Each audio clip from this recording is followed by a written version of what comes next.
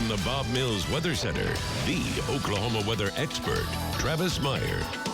I know I just mentioned this a little bit ago, but again, if you want to know more about the clouds and about all the spectacular shots that we received from folks with these clouds, this was one from Leah Duke from Sapulpa. She sent this in. Again, spectacular looks, but we're going to talk about it at 9 o'clock and 10 o'clock tonight. A little bit more to give you some more information.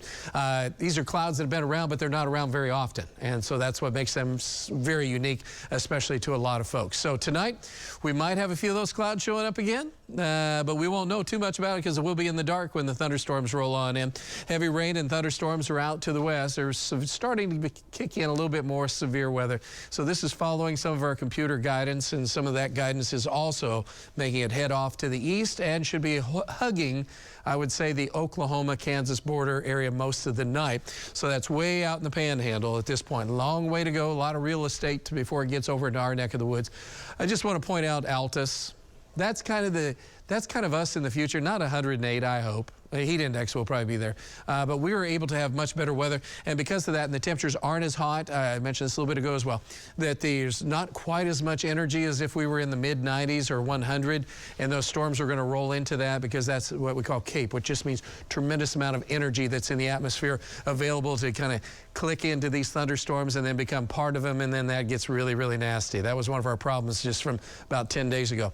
So here's our threat for tonight. The red indicates a high risk. So we're going to be seeing that at 10 o'clock out to the west of us. That's just because it's in the panhandle now. And so that'll be moving northwestern and kind of west, north central portions of Oklahoma. That's where hail, wind, isolated tornado risk exists. Then what happens as we go through tonight, you can see that we have this area enhanced right in here. It's called moderate.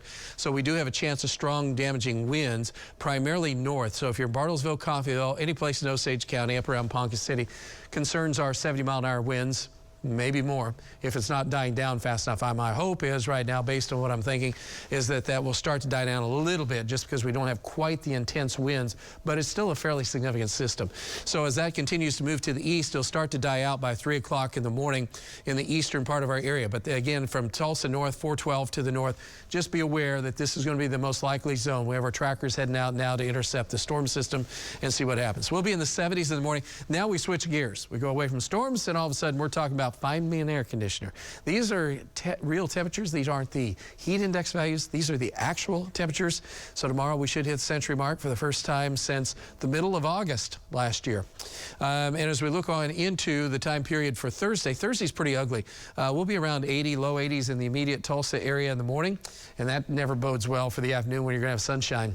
So that's going to put us up the 100 to 105 degree area from Tulsa back to the north and to the west, and very, very humid weather to have to go with that. Friday's highs no better. Same story. So it's like a 3-day just roast fest that we're going to have to deal with. We do have a front coming in on Saturday. That'll trigger a few scattered thunderstorms for Saturday evening. We'll be in the 90s because we have more clouds and a chance of scattered showers and storms because that'll enhance our chance of storms to about 30% or so. And then on Sunday, isolated thunderstorms, but notice better temperatures. So we're not just boiling, we're typical very warm, but it won't be too bad. Tomorrow, we do have heat advisories for areas in the southern tier part of our viewing area on I-40 South, and then also up into Kansas and southwest Missouri. So we're going to be awful hot. So no matter what happens, we're just going to be right there as well. Our chances of rain are limited to tonight, and then we have one Saturday night, Sunday with that cold front, isolated thunderstorms as we move toward the 4th of July. And as we mentioned before, for the 4th of July and starting really Bixby on Friday night, continuing Saturday, Sunday, Monday, Tuesday, so many fireworks displays. So many. So there are opportunities out there. Hopefully none of them get rained out. We'll just have to watch out and hope for the best. But right now, it's a blob of red coming in. It's not going to be pretty. It's going to be pretty hot, I guess we could say. 79 tonight, 9 o'clock. Chance of storms will be out west, and then around midnight, some of those storms knocking on the door again. Bartlesville, Osage County, Coffeyville, Independence. You guys have to be aware. We'll keep you aware with our storm trackers and anything else that needs to happen there. Also, looking at the forecast as we extend it out, really hot for 3 days straight, and then we get a little bit of a break, but we do have a chance of those thunderstorms Saturday evening. As we said, there's a lot of fireworks displays coming up on Saturday night. So that's the only thing that'd be a little bit of a negative. Otherwise, that's the way it is. All right. Thanks, Travis.